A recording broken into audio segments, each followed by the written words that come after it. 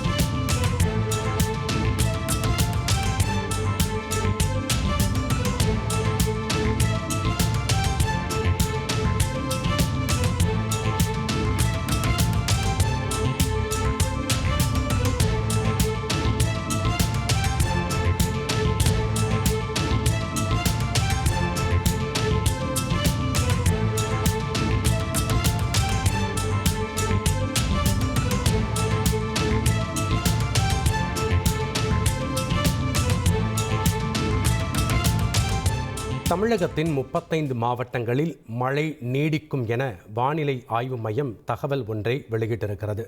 அதன்படி திருவள்ளூர், சென்னை, செங்கல்பட்டு, காஞ்சிபுரம், ராணிப்பேட்டை, வேலூர், திருவண்ணாமலை, விழுப்புரத்தில் மழைக்கு வாய்ப்பிருப்பதாகவும், கள்ளக்குறிச்சி, கடலூர், மயிலாடுதுறை, நாகப்பட்டினம், திருவாரூர், தஞ்சாவூர் மாவட்டங்களில் மழை பெய்யும் என்றும், புதுக்கோட்டை, அரியலூர், பெரம்பலூர், திருச்சி, சிவகங்கை, ராமநாதபுரத்தில் மிதமான மழை பெய்யும் என்றும், கரூர், நாமக்கல், சேலம், தருமபுரி, திருப்பத்தூர் உட்பட 15 மாவட்டங்களில் லேசான மழைக்கு வாய்ப்பிருப்பதாகவும் வானிலை ஆய்வு மையம் தகவல் வெளியிட்டிருக்கிறது.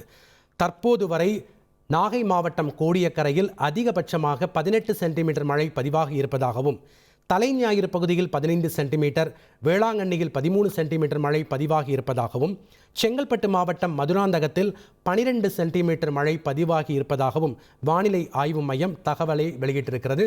அதனை நாம் அண்மை செய்தியாக பார்த்து கொண்டிருக்கிறோம். உங்கள் தந்தி ஒன் தொலைக்காட்சியில் கருடா தினமும் காலை 6 மணிக்கு காண தவறாதீர்கள்.